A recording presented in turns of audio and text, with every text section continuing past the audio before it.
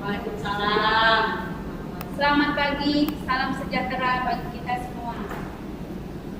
Ibu dan Bapak, gimana keadaannya pagi ini? Baik, luar biasa. Ya, alhamdulillah, syukur Ibu dan Bapak semua kita dalam keadaan sehat. Semoga kita nanti dapat mengikuti materi ini dengan penuh semangat. Ya, jadi untuk menambah semangat, kita yel-yel dulu.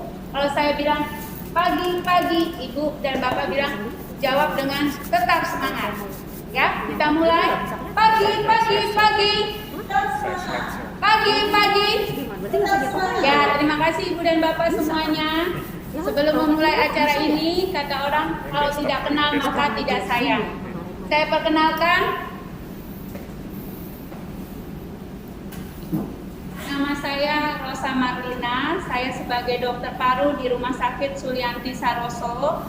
Saat ini saya juga melayani pelayanan pasien-pasien COVID di Rumah Sakit Sulianti Saroso. Sebelum kita mulai materi ini, kita lihat tayangan video.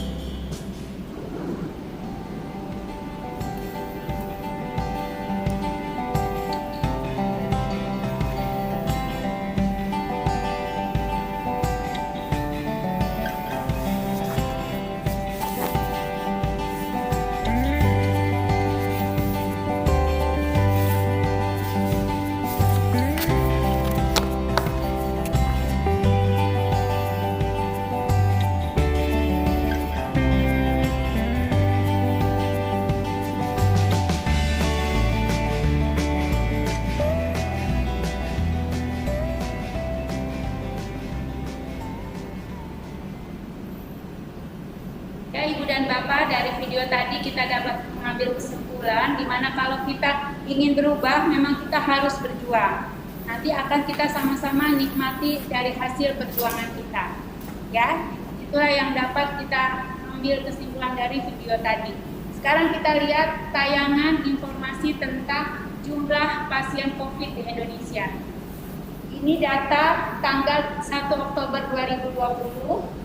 Kita lihat kasus konfirmasi itu sebanyak 291.182. Ini meningkat hari ini adalah sebanyak 4.174. Nah, dari data-data ini gimana Ibu dan Bapak? Ya, cukup memprihatinkan ya. Jadi kita usahakan dengan melakukan protokol kesehatan, kasus COVID-19 bisa kita tekan. Nah, dari data di sana kita bisa lihat bahwa coronavirus itu bukan lelucon. Kita harus bersama-sama bertekad untuk memproteksi keluarga kita, teman-teman kita, dan orang sekitar kita. Sehat di zaman pandemi ini sangat berarti, Ibu dan Bapak, sehingga kita untuk sehat itu kita harus melakukan protokol kesehatan. Tujuan dari pembelajaran ini diharapkan setelah mengikuti mata pelatihan, peserta mampu melaksanakan protokol kesehatan. Indikator hasil belajar, kita harapkan peserta dapat menjelaskan latar belakang dari pandemi, menjelaskan tentang COVID-19, menjelaskan tentang protokol kesehatan, dan menjelaskan tata laksana dari protokol kesehatan. Protokol kesehatan itu sebenarnya dibentuk dengan tujuan agar masyarakat tetap dapat beraktivitas secara aman dan tidak membahayakan keamanan atau kesehatan orang lain. latar belakang dari COVID-19. COVID-19 pertama kali dilaporkan di daerah Wuhan sekitar tanggal 31 Desember 2019. Karena sifat virusnya yang sangat menular sehingga cepat menyebar ke wilayah lain di luar Wuhan. Pada tanggal 30 Januari 2020, WHO menetapkan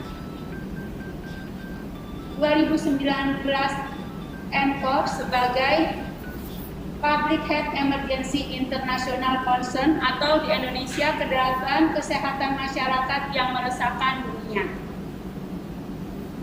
Penyakit ini terus menyebar ke seluruh dunia, sehingga pada tanggal 4 Februari 2020 melalui surat dari Kemenkes itu menetapkan bahwa infeksi novel coronavirus sebagai penyakit yang dapat menimbulkan wabah dan upaya penanggulangannya.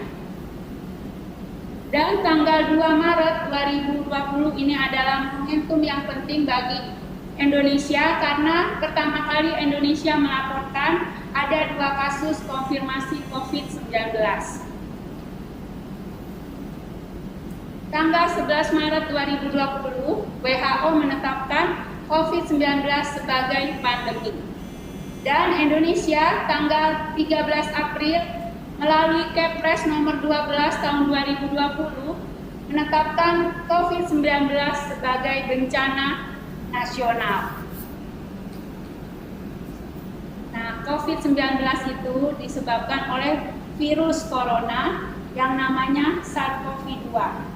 Virus ini sangat mudah menyebar, bisa kalau ada dia menyebar dan ke dalam tubuh kita itu bisa ada gejalanya dari yang tidak bergejala sampai gejala yang sangat berat sehingga pasien harus masuk ke ICU. Gimana cara penularannya? Penularannya itu ada 3, melalui droplet atau percikan dahak dari orang yang berbicara, tertawa atau bersin. Kedua, bisa melalui airborne, itu melalui udara. Itu biasanya pada tindakan medis tertentu seperti pada saat dilakukannya intubasi, bronkoskopi dan lain-lain pada tindakan medis. Yang ketiga adalah kontak erat, yaitu orang yang mempunyai hubungan dekat atau bergaul dekat kurang dari 1 meter dan tanpa memakai APD, itu dinamakan kontak erat.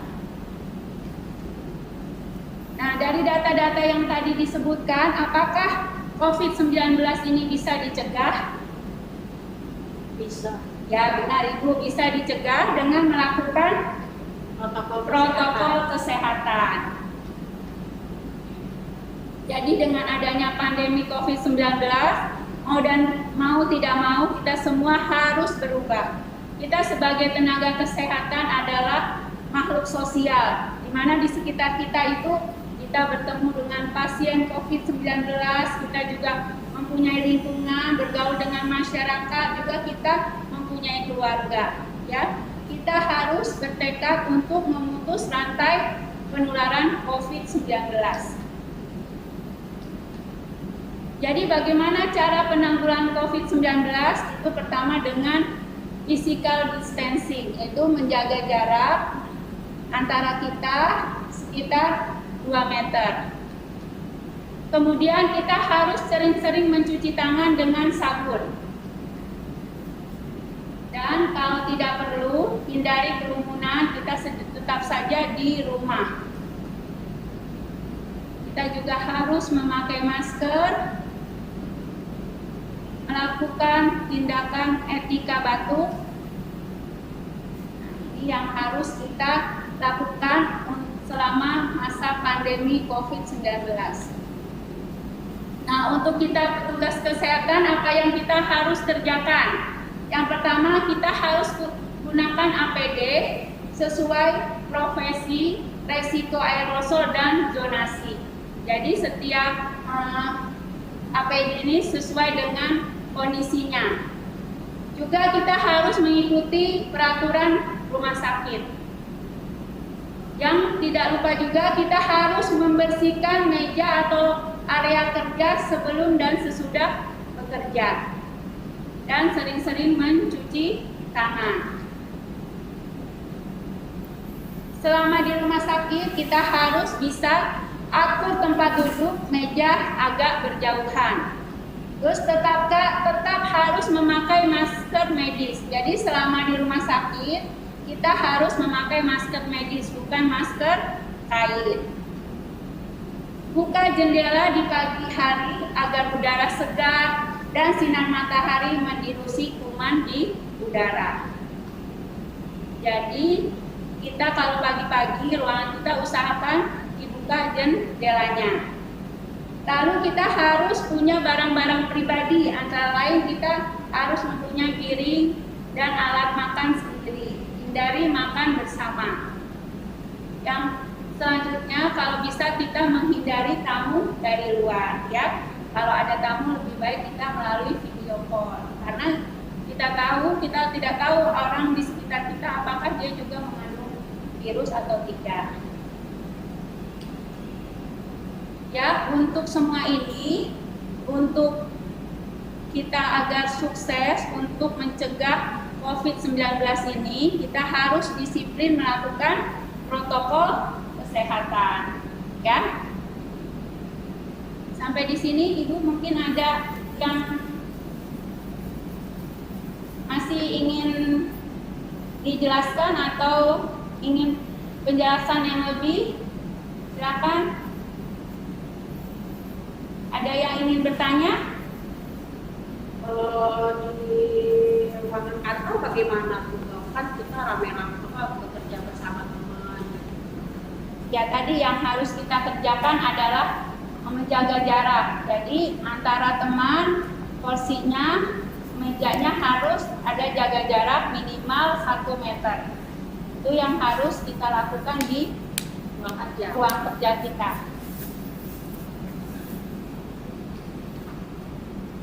Ya, mungkin Ibu dan Bapak bisa menerangkan siapa yang tahu tentang COVID-19. Ayo silakan, siapa yang tahu?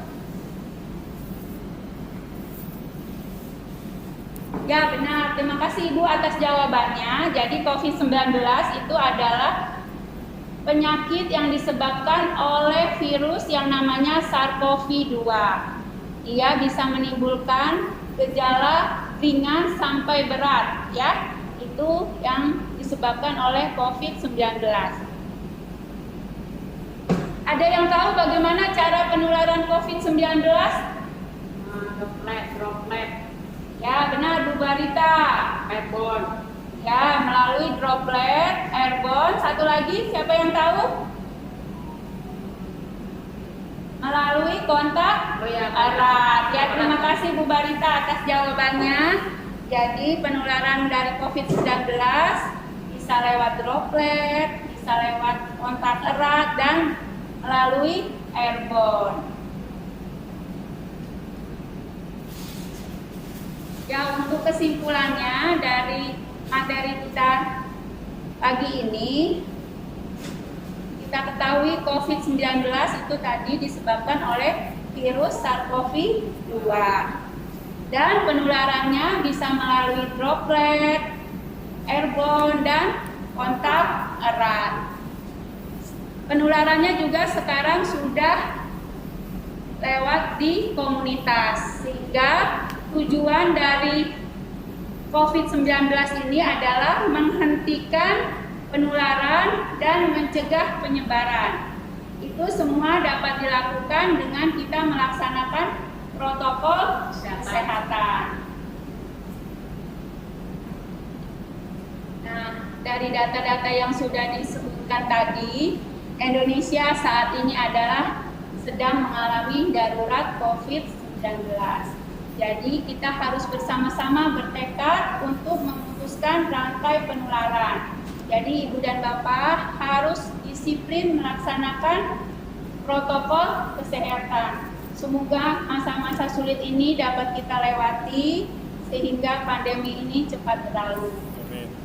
Ya, Ibu dan Bapak, terima kasih atas perhatiannya. Semoga bermanfaat dan kita dapat melaksanakan protokol kesehatan dalam kehidupan kita sehari-hari.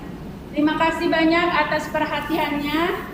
Assalamualaikum warahmatullahi wabarakatuh.